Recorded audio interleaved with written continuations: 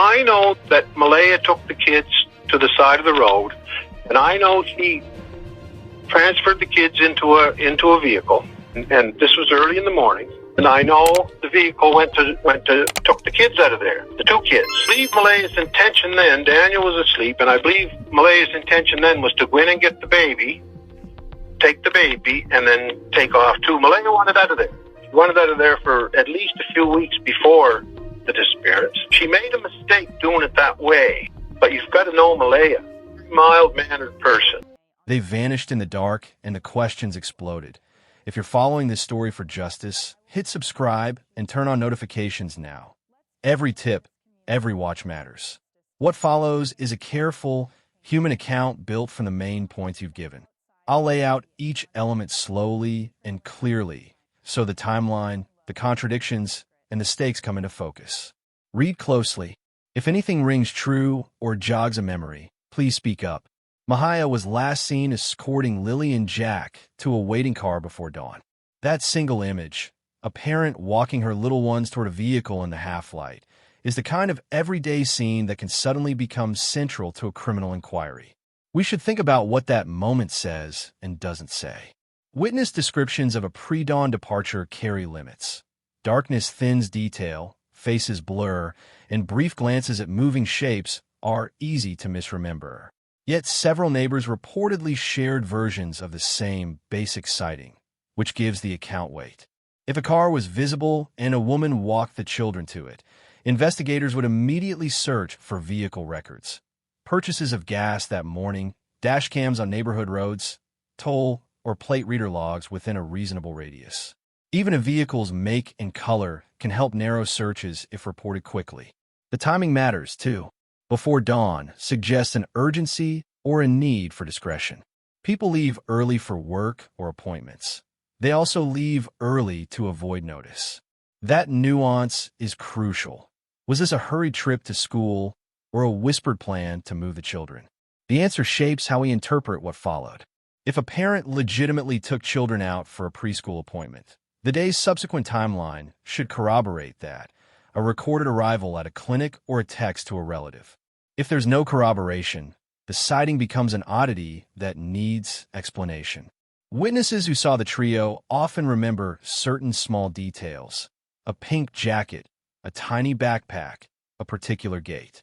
These sensory fragments are the building blocks of an inquiry. But memory is fallible.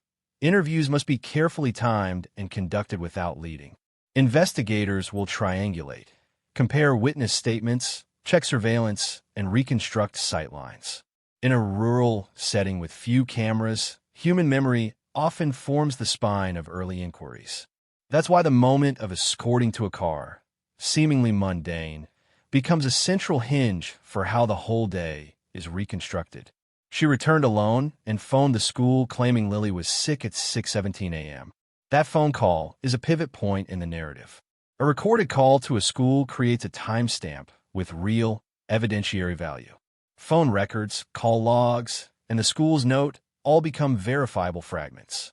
The content of the call, whether the mother said the child would stay home, asked for a note, or simply left a short message, shapes how investigators parse the next hours.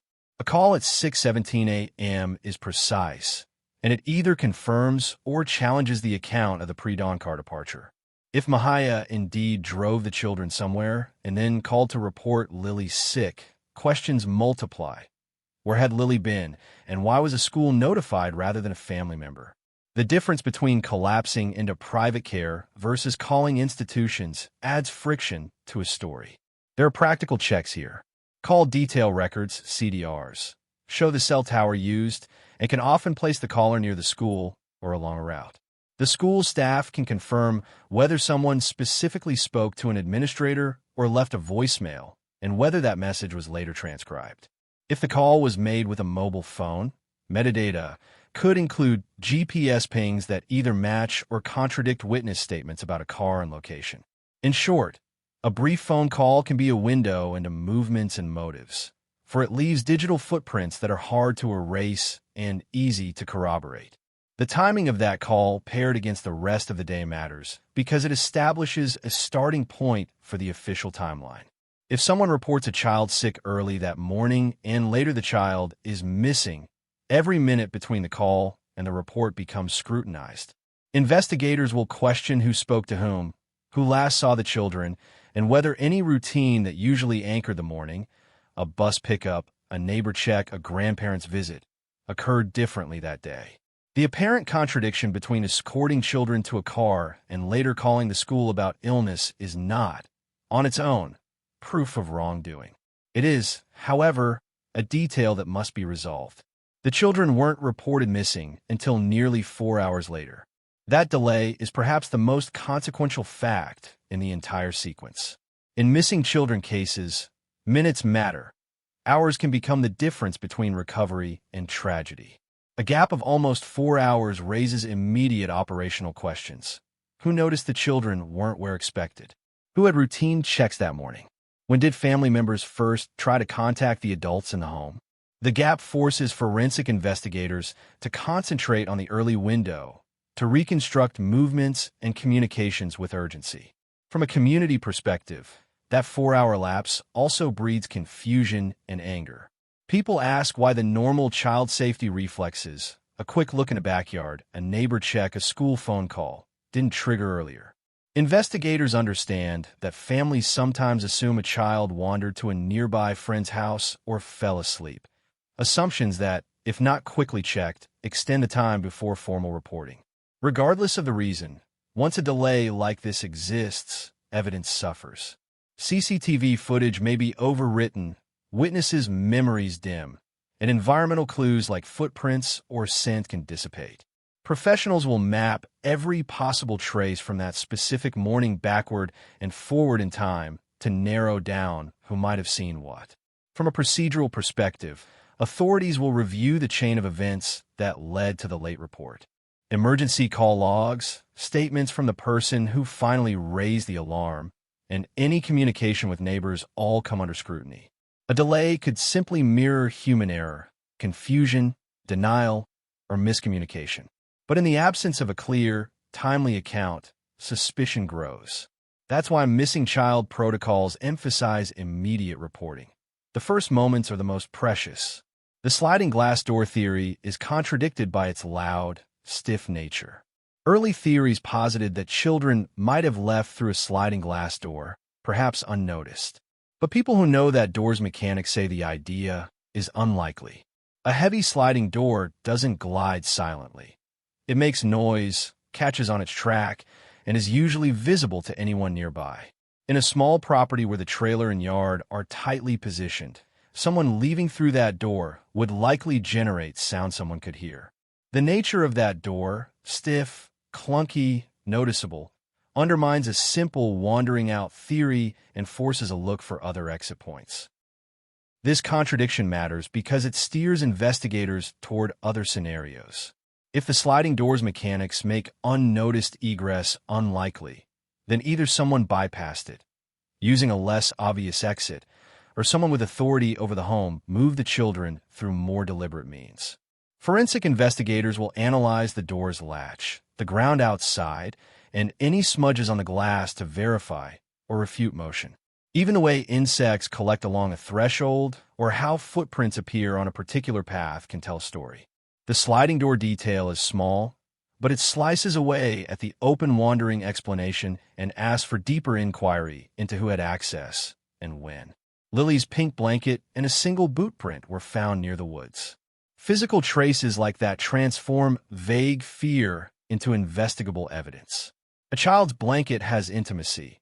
It carries fibers, sweat, hair, and possibly touch from another person. Forensic labs can test for DNA, fibers, soil types, and even microscopic pollen that places an object in a particular environment. The location, at the edge of the woods, narrows the likely direction of movement and presents the possibility that something happened just beyond the yard. A single boot print is equally telling. A lone tread pattern suggests either one person traversed a path alone or that other tracks were obscured by rain, by animal activity, or by a later disturbance. Investigators will treat those two items as hinge evidence. The blanket's condition, damp, torn, folded, or caught, can indicate whether it was dropped in haste or placed deliberately. DNA swabs could show whether anyone else handled it. The footprint shred can be matched against commercial patterns and narrowed to brand and size, sometimes to a specific model. Soil analysis under the tread can link the print to a distinct location. These processes take time in labs, but they're the sorts of tests that either open or close investigative paths. A single missing piece of fabric and one child-size print can become the backbone around which a timeline is rebuilt. RCMP collected over 5,000 hours of footage and 600 tips without leads. The scale of that review is both massive and sobering. 5,000 hours of video is an enormous data trove. Doorbells, dash cams, store cameras, construction site feeds, and home security clips. Each file must be reviewed, often under poor lighting and low resolution, to identify fleeting shapes, vehicles, or shadowed movement. Tips, 600 of them, vary wildly in quality. Some are precise and actionable. Others are misremembered sightings that require effort to verify. Processing such a volume strains resources. It raises questions about staffing, priority algorithms, and whether crucial clips were overlooked in the early days. Large-scale data reviews have real costs. Human reviewers can misread images, which is why many forces use a mix of experienced analysts and machine-aided tools to flag potential matches. But AI systems need training and human oversight to avoid false positives. The absence of immediate breakthroughs despite this avalanche of material shows the challenge. Footage can be grainy, timestamps wrong, and leads conflicting. That reality doesn't mean investigators aren't trying. It simply means that modern investigations are both forensic and logistical puzzles, and even huge quantities of data don't guarantee answers. Malia left the family home soon after, cutting all communication. When a primary adult in a missing children case departs and severs contact, it raises alarm across the community. There are many possible reasons for such a move: fear, legal counsel, mental health breaks, or a strategic decision to avoid media scrutiny. From an investigative standpoint, leaving and cutting off communications complicates matters. It removes a central source of information and introduces a vacuum that rumors rush to fill.